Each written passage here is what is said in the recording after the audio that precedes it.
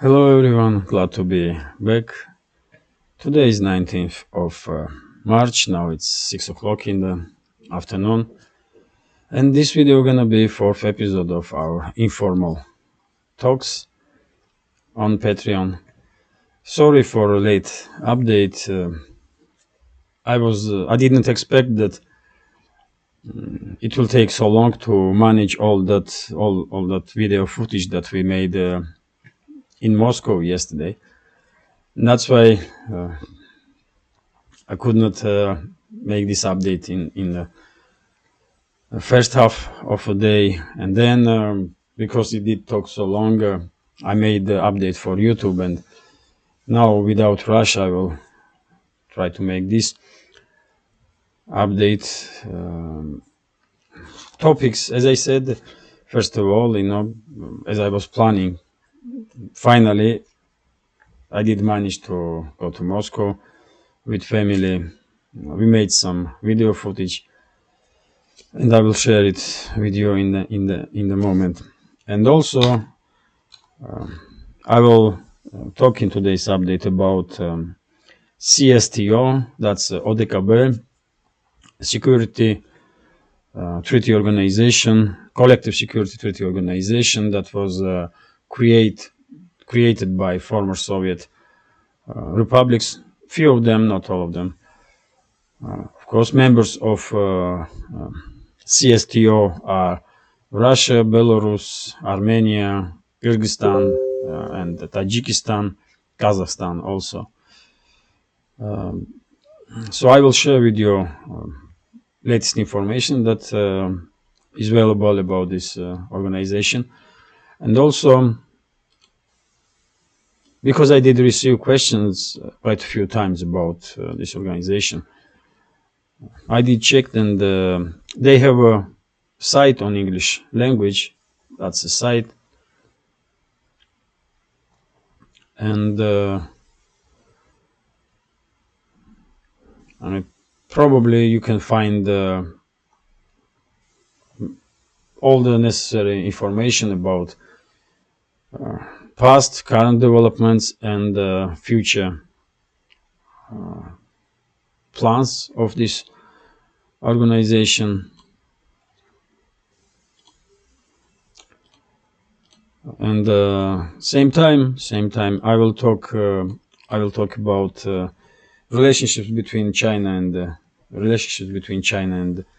India, and what can Russia do to improve these relationships. And I will touch BRICS nations and relationships between all of them in general.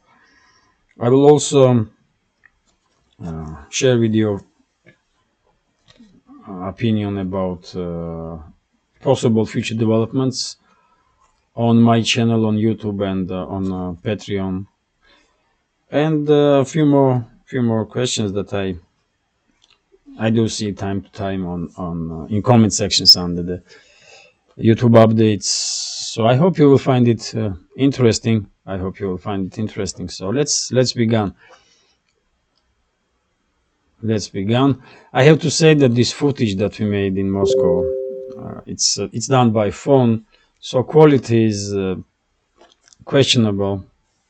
We don't have professional instruments, professional tools to make high quality content. But in the future, if we will have opportunity, of course, we will try to buy some necessary tools to create content with higher quality.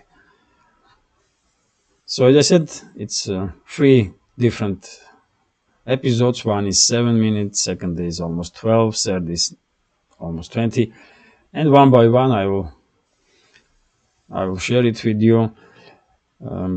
Everything was done by my wife. I should say that my wife did help me to create content, and she was making videos. She was enjoying herself doing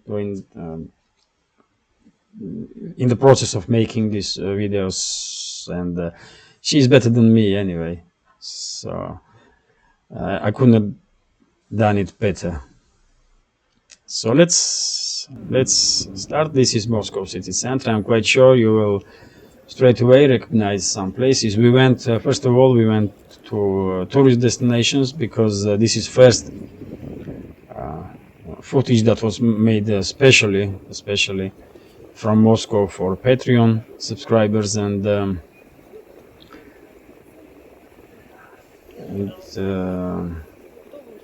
in the future, maybe even next week, we will continue to make content from Moscow.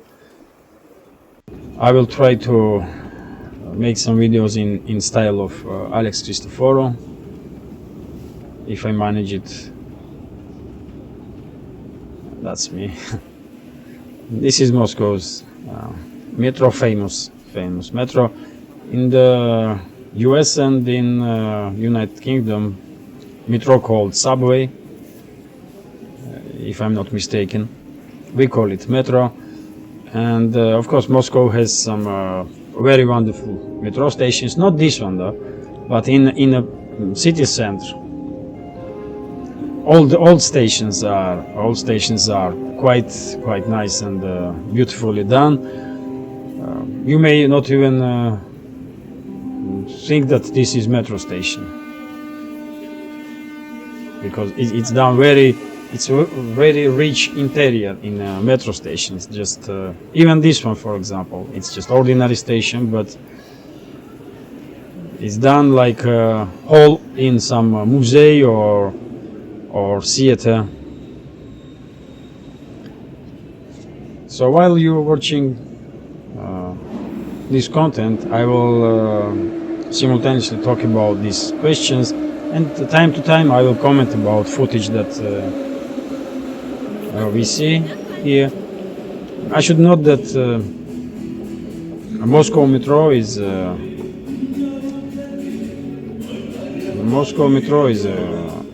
quite well organized structure, a quite well organized institution. You cannot compare it, for example, with the metro of New York, because the reputation of New York's metro is quite bad at this moment. When Moscow's metro is very safe, very clean, as you can see, and millions of people are using it on a daily basis. It costs 50 rubles. If you have some cards that allows you to travel by using transport, state-run transport, then metro, it costs troika, these cards. Then metro costs only 50 rubles, which is not even dollar, about 70-80 cents.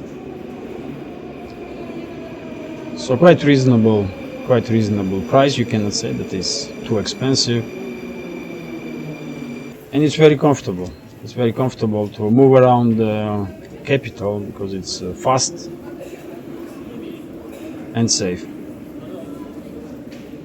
And it's like a huge city underground, because between the different lines, these long corridors, and all these lines are on different levels underground, and sometimes you are going up to go to another line, sometimes you are entering ground even deeper,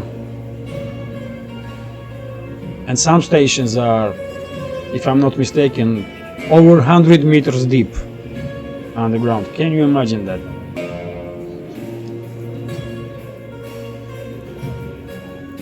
So, and the metro administration did some quite nice thing. They did allow street musicians in general, to perform wintertime in the metro, not just in wintertime, but especially in winter, to perform inside the metro stations, and it's done nicely. It benefits musicians, and it also benefits metro, because you know, it's always nice to listen to some music. And of course you recognize this area here.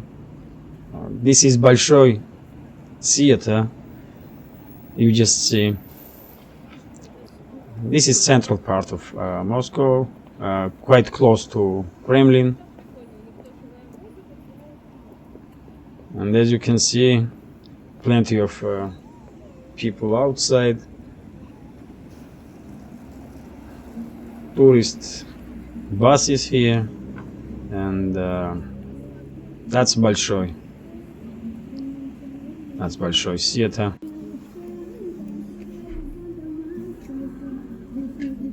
And street musicians. Yet again. Why we call it? It's not street musicians. It's just musicians. You know, if I knew how to play on guitar and if I knew how to sing, then maybe you know, I will also play some music on the streets. You know.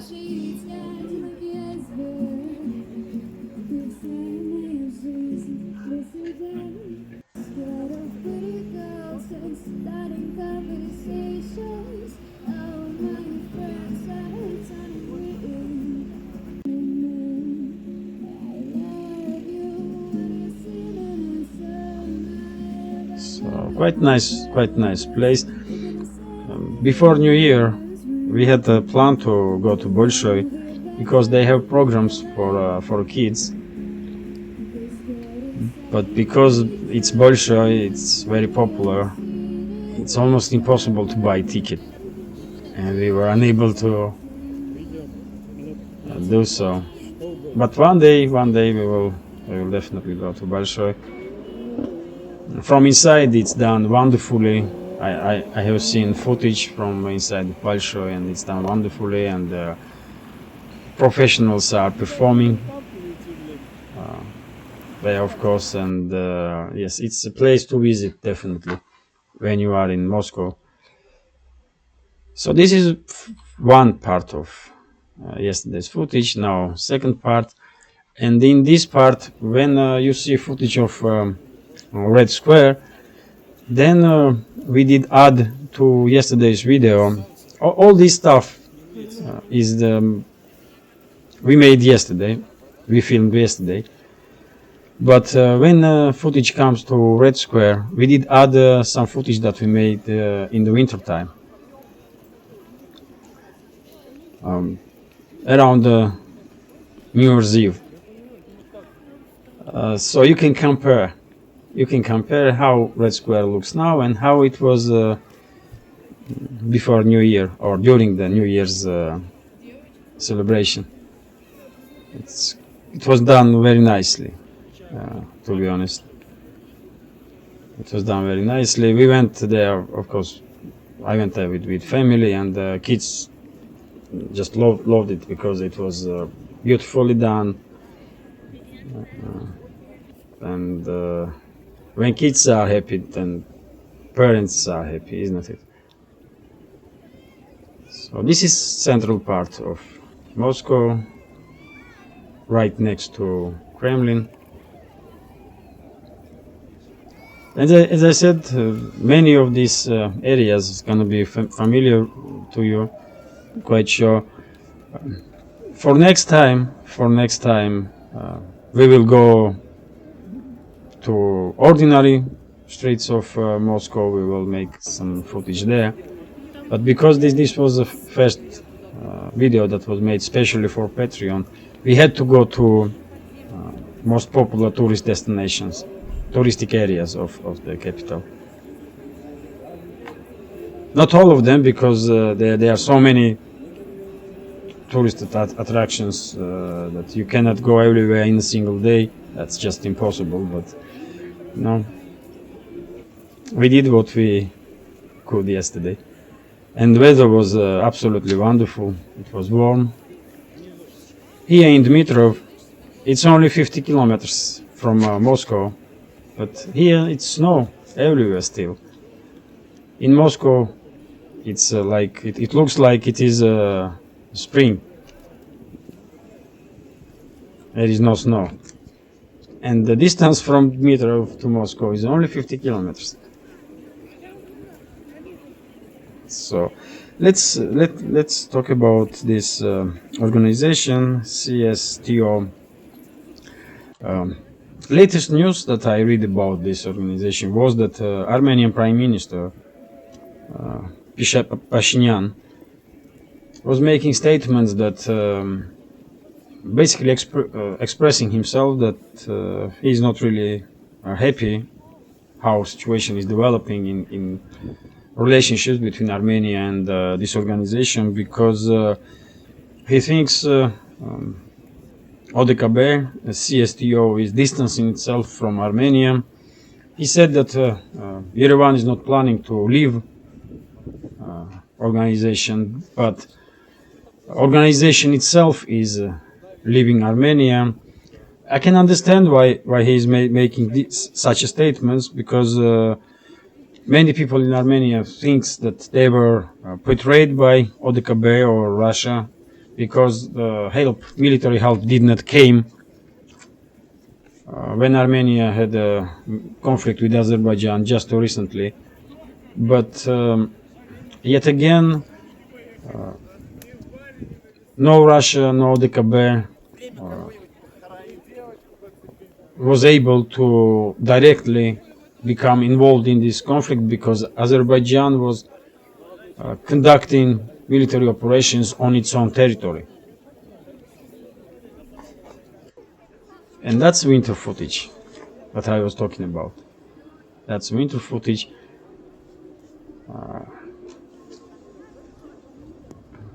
It's quite nice. So yes, when it comes to this disappointment of Armenian society, in one hand it's easy to understand, of course, but in second hand, Russia and ODKB could not get involved directly, because Azerbaijan was conducting military operations on its own territory. Armenia had control over the Nagorno-Karabakh and the 7 other regions of Azerbaijan. And now, under direct or indirect control of Armenia, is only a small part of Nagorno-Karabakh left. Russian peacekeepers are there, and basically it's Russia that did help Armenia to keep this, at least to keep control, at least on this small territory, with the capital of Stepanakert.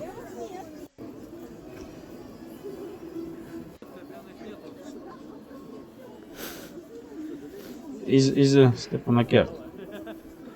I'm not quite sure. Sorry. Let me check this. I think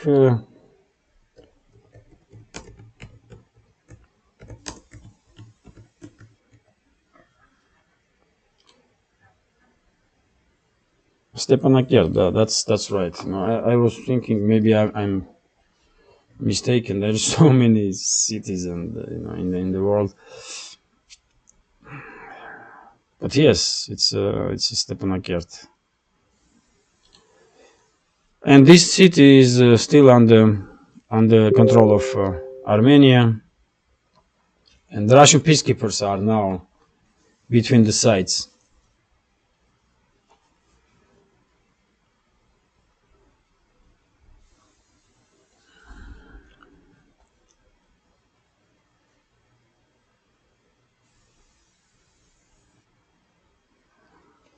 So it's the Russian peacekeepers are now between the sides there, and just recently, just few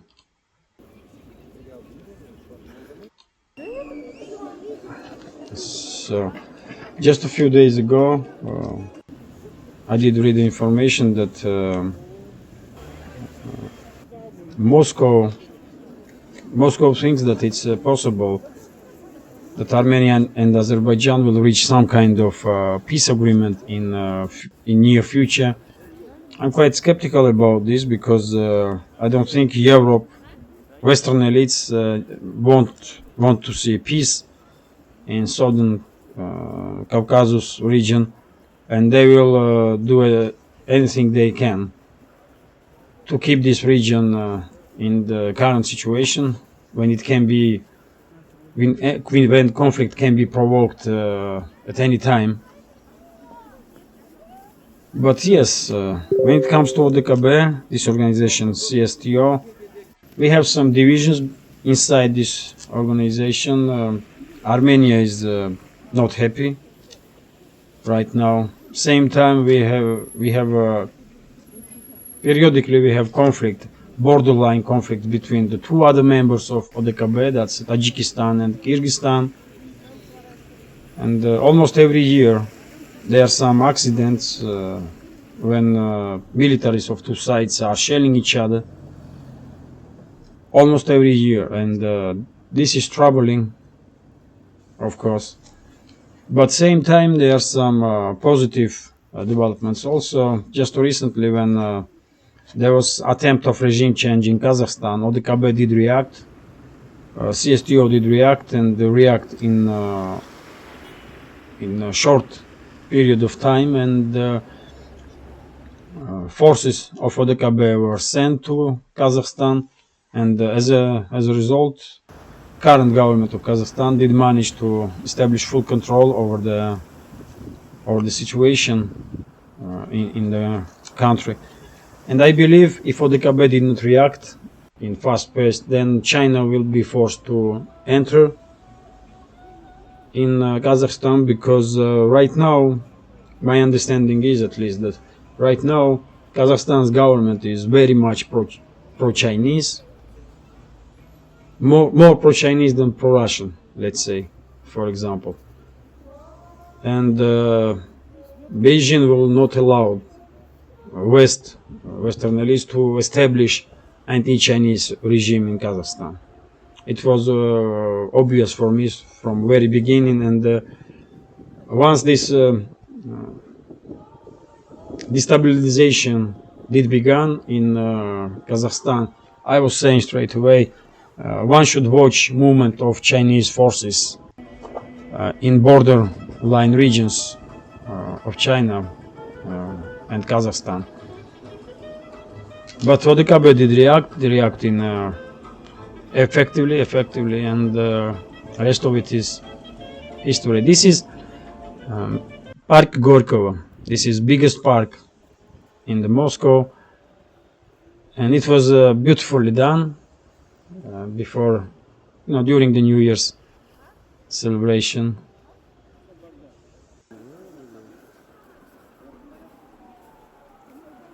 I do remember when we went there, it was like few weeks before it's middle of January, as I understand, and there were preparations going on in many places on this square, but it's still very, very nicely done. And this footage is about area of Red Square also. Everything is in lights, and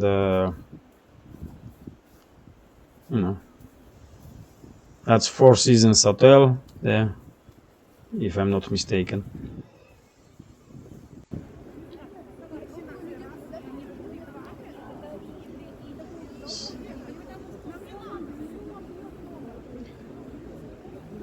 So yes, Moscow is quite beautiful. As I said, we are not professional movie makers, so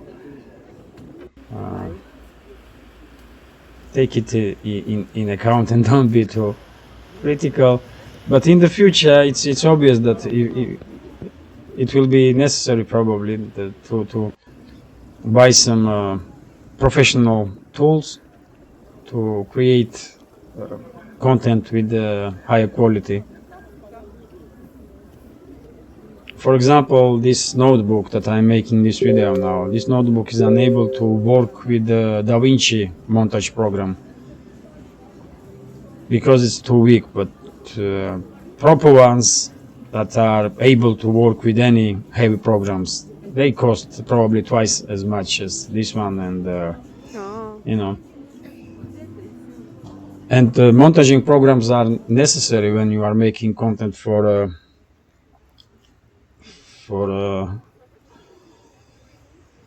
internet. But as I said, someday maybe we will be able to even make some studio with all the necessary equipments. And this is, by the way, this is GUM, right next to Red Square, one of the biggest shopping malls, if not biggest one in Moscow. It's like city streets on the roof, and hundreds and hundreds of businesses there, shops and cafes and restaurants, and but mainly GUM is yet again, it's a tourist destination because of its location right next to Red Square. You can probably imagine what prices everything has there. So that's why, this is not for Muscovites. This is mainly for tourists, because they have some budget to spend and they don't really watch prices. Probably, I don't know. But for us, everything is too expensive there. What I did. So, but also nicely done, and you can see with your own eyes effects of the Western sanctions. I mean, what sanctions, where life goes as usual. Really, there are some difficulties, of course, but in general, everything is more or less okay. So yes, let's continue with the questions. I did spoke about ODKB. In my opinion, CSTO do have some potential, but because of heavy Western involvement, for example, in internal affairs of Armenia, I think one day we may see Armenia leaving ODKB, even though current government, Pashinyan, is saying that everyone is not planning to make such step. Under Western influence, they may do anything really. Because in Russia, as I understand, Russian political spectrum and majority of experts, they see Pashinyan's government as a pro-Western one and under heavy influence of the West.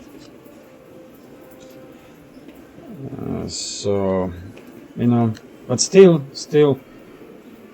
because of, for example, quite the intensification of relationships between Russia and Iran, and this may play some crucial role in further developments of CSTO, and who knows, one day we may see Iran as a part of this organization. Who knows? I'm just guessing, but for Iran it would be, great guarantees of security, because main player in CSTO is Russia. So let's continue now. And yes, there are some ideas that some rumors are circulating that potentially CSTO may become a military wing of the BRICS. But BRICS is Brazil, South Africa, China, Russia, South Africa, and India right now. But to be honest, it's too big a goal to think that ODKB, CSTO may become a military wing of the BRICS. But anything is possible.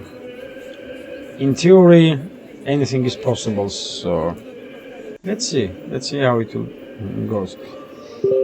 Now, when it comes to relationships between China and between the countries of BRICS, and especially between China and India, this is I was asked this question quite a few times, and I will use this opportunity to answer on it, to share my opinion.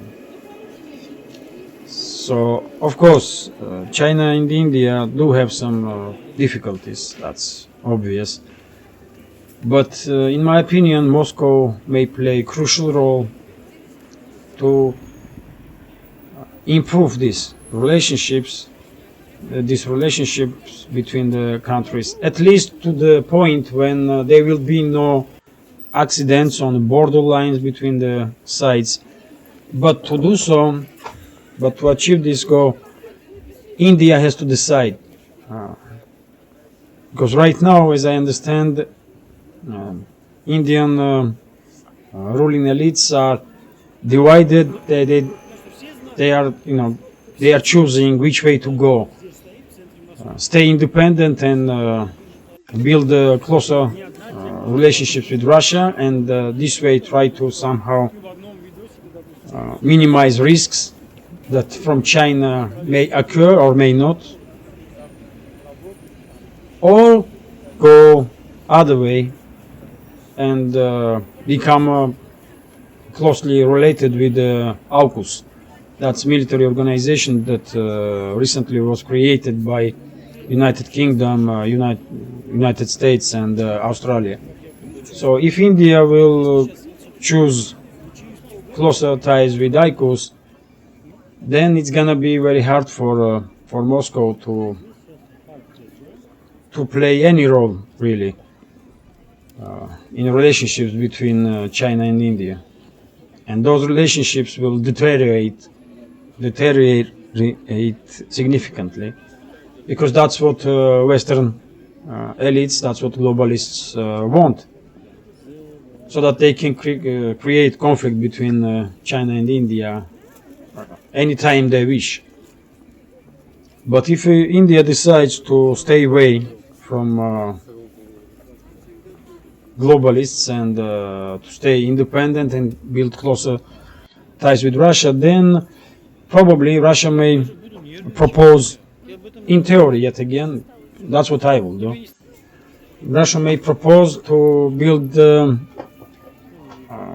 quartet, build a union of four to deal with all the issues in region, and this four is Russia, China, India and Pakistan. Pakistan also should be part of this big informal, let's say, club of countries that will deal with the issues that they have between each other or in the region. And this is important because China and Pakistan in recent decades have become like strategic partners. And the Chinese influence over the Pakistan right now is probably not much less than Western influence, maybe China even more influential. And for China, Pakistan has a crucial meaning because China has ports. China has ports, and it's definitely crucial for China, like Bangladesh is crucial for China. So that in that way, from Pakistan and Bangladesh, China may have alternative ways to Indian Ocean. And India can build closer ties to Russia, and this is in interests of both sides, to somehow to make sure that China will never become a threat, because I highly doubt that China will, ever think about some aggressive moves against one or another. That's my older daughter. So I highly doubt that China will, make any steps to, end up in conflict with China or India, with Russia or India. If these two countries, if Moscow and New Delhi are in strategic partnership with each other, so it will balance itself. I mean, this kind of development, when we are talking about 4 states that are working on the issues between each other, this may create some possibilities for a long time peace in the region. I may be mistaken because it's very difficult. Of course, Pakistan and India has, they see each other as arch enemies, sadly. And China and India also not in very friendly terms for a long time now. But still, some work should be done, and in my opinion, if India stays on distance from AUKUS and on a distance from the globalists, then Moscow and New Delhi probably can work out some practical steps to make sure that relationships between these 4 countries are on a way of stability and peaceful development. Let's say this way. Am I explaining my thinking correctly in normal English? I don't know. So yes, what else, man? About future plans for the channel, yes, I will say a few words about it. I was thinking to start writing. For example, I was thinking to start writing some articles for a Patreon. I did receive such a suggestion from you and from one of you, and that's quite a good idea. For now, it's gonna be hard to find time for it, but in the future, I would love to start writing again. It will be interesting, probably.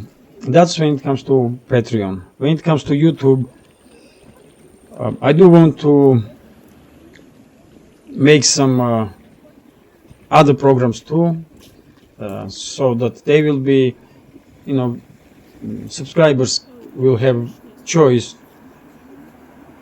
Right now it's only news and politics, and it's it's okay, of course, but when you have some other programs, probably that's better. But it will, yet again, it's all matter of time, because right now I will share with you my daily graphic, and you will see when I'm talking about time what I mean. For example, once I wake up, like let's say half an hour for myself, then I'm beginning to, I'm starting to make a program for daily update on YouTube. So I have to open all the media outlets. I have to go through these media outlets, through these news, and choose articles that I think are interesting, and I want to share with you with on YouTube. Then I have to record update. Nowadays, recently, maybe you did notice, maybe not, but nowadays I'm using some another technique. I'm making blocks, little blocks, like 10-15 minutes each, and then creating one video from these blocks and uploading this big video. This way it does takes time, because rendering is always time costly endeavor, no matter which program you're using for montage. I'm using, I don't even know how it calls. Let me check it right now, because DaVinci is too heavy for my notebook. A few days ago I did download OpenShot video editor, and I'm using this one. It's quite okay for beginners in montage, so, and it does work on my computer, on my notebook. So what I do is,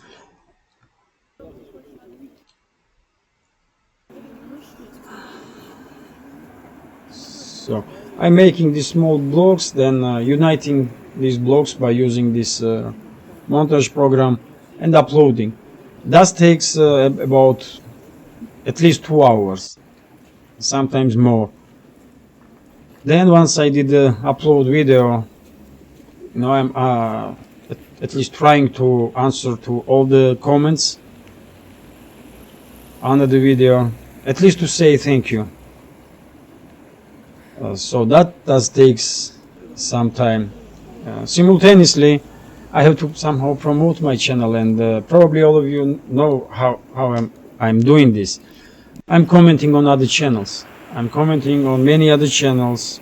I'm sharing some relevant information from that day, and just mentioning my channel in some way. I'm mentioning my channel, that I also have channel, or maybe I did talk about this topic on my channel. And then when people read this comment, they have choice. If they think that information is relevant, they may check my channel on YouTube, see one video or another, and if they like what they see, they may give a chance to me and subscribe to my channel. If they did not like, they will probably ignore. And that's the only way that I'm able to somehow try to reach wider audience, because I cannot afford advertise on YouTube. I don't even know if from Russia it's even possible to do advertise, but I don't even need that, because this way I do know that people that are subscribed to my channel, it's their decision. They come to my channel, see one video, another, maybe few more, and they make decision. So subscribers like that will probably stay on with the channel. But when you advertising, people may come to your channel just because advertise, and they may subscribe, never even seen any your video, and those kind of subscribers, I mean,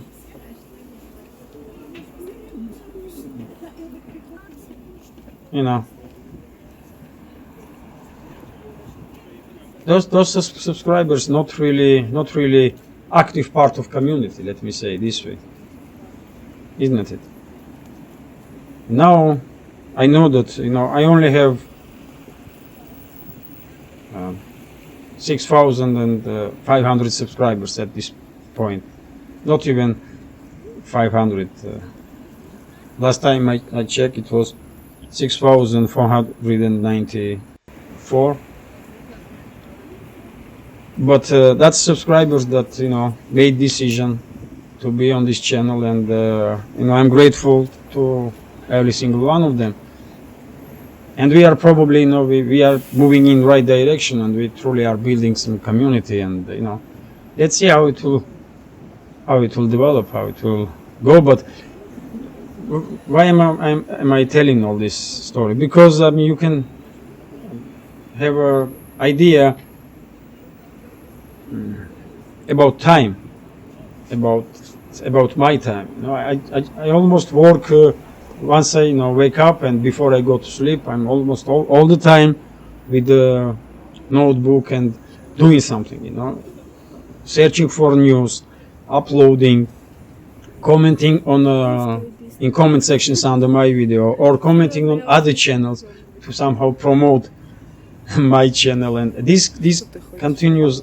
This is repeating itself day by day, and that's why I find it hard to to work on some other projects right now. But when we reach let's say 10,000 subscribers, if it's possible,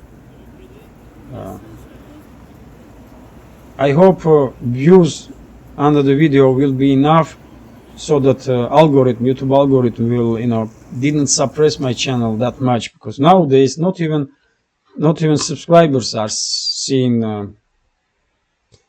in recommendations my video. And so many times I did see comments that they are not receiving information about updates on my channel. So if even subscribers are not seeing my videos in recommendations, then of course other people will also not see it.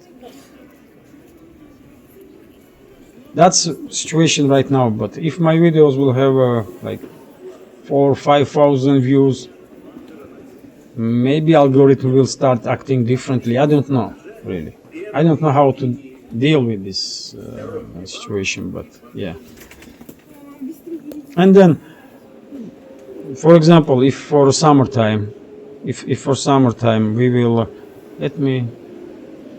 we already watched this, isn't it? So let me,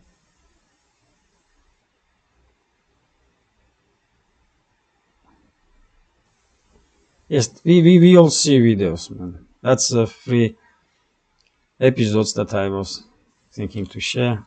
Let's start from the beginning. And few more minutes, and I will finish this update. My main goal was to show you videos that we made. Yet again, I apologize that footage is not done professionally. We were using just phone that we have, and but in future, I hope we will manage to make more interesting content. So what I was talking about, yes, for summer, if we manage to reach let's say 10,000 subscribers for summertime, maybe it will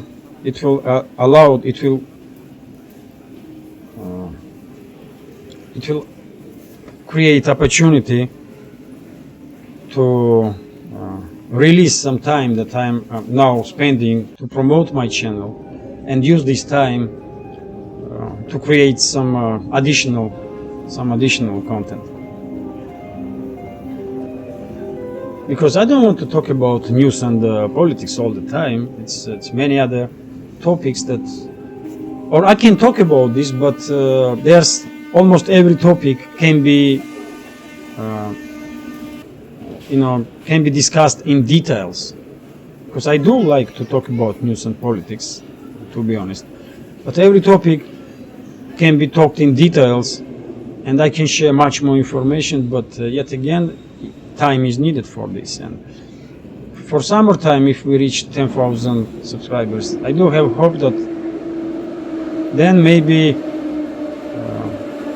there will be enough views under my videos, so that algorithm didn't suppress it, and maybe channel will grow on its own without me trying to promote channel. And probably you see my comments. I'm quite sure you did see my comments on the new Atlas videos updates on the Did You Run channel, and the videos of Alex Christoforou and Alexander Mercouris, military summary, of course, Earl Grey, DPA, and many others. left links with Danny and yes, many others. Jimmy Dore show. I do time to time comment on Jimmy Dore's videos, and Richard Martfirst. He has great channel. He's from UK. So yes, you know, and few more. You know, I can't remember all of them. I do try to comment just everywhere, and somehow, you know, and all I do, I never shared my links to my videos. I share information, relevant information, and I just mention channel, and the rest of it done by readers of that comment. If they decide to subscribe, they decide. If not, then, you know. So that's it, man. That's it. Sorry, I'm not really organized today because nothing goes as it was planned. I was planning to first upload update for Patreon as I usually do, and then make update for YouTube. But today everything goes, like, you know, differently. So what else, man? Questions. Yes, about working with other channels. I did said in my previous update that it's not up to me. It's big channels that are deciding who to invite and with who to work on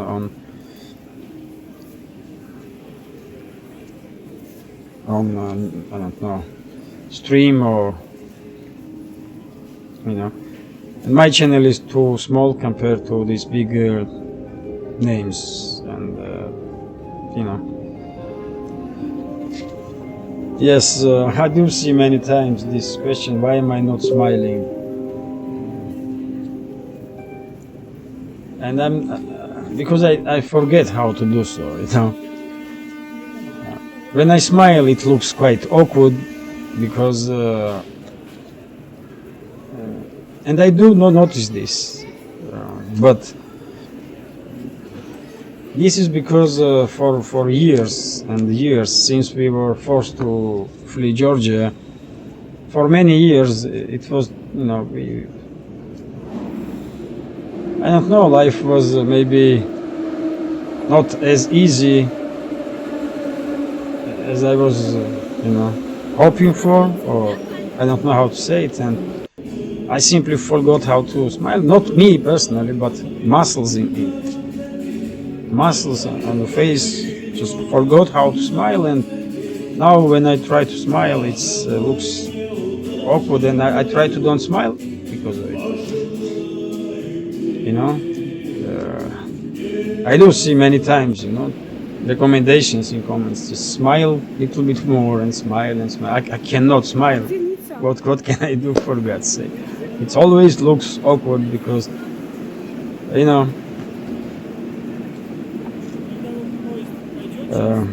what else?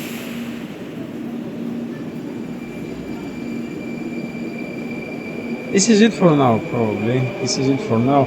I hope you will find these videos, this video footage, interesting. As I said, we will try to, you know, improve quality of footage, because I do see with my own eyes that it's done not professionally, and we are not professionals. We never worked, not me, not my wife, and all these videos were made by my wife, and she never worked as an operator, and she was making these videos on the phone. So we did try our best. So yes, for next week we will go to Moscow again and make some footage from ordinary streets of Moscow, not tourist destinations. Even though Moscow city center is quite big, and you're gonna find tourists almost everywhere. But you know, for first video, Red Square was, I mean, Red Square and surrounding areas was a must do for first video from Moscow. But then, you know, we will try to do something else. Let's see how it goes. You know, on Friday, I will announce about next update, and I will ask all of you to give me some questions.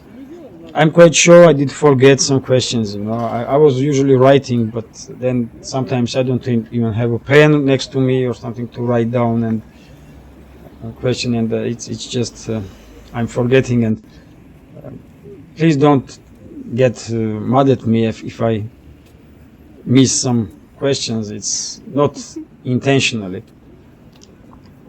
So yes, this is it for now. This is it for now, and yeah, if you find this, I hope you find this video interesting. I'm never okay with anything that I do, because you know, I'm sure always everything can be done in a better way. I'm quite self-critical, so I'm not gonna be happy with this video. I know it right now, but still, I hope you will find it interesting, and I can promise that you know, in the future I will try better to make more interesting content. This is it for now. I hope you had a wonderful weekend, and I wish you successful and great new week. So yeah, take care, and see you soon.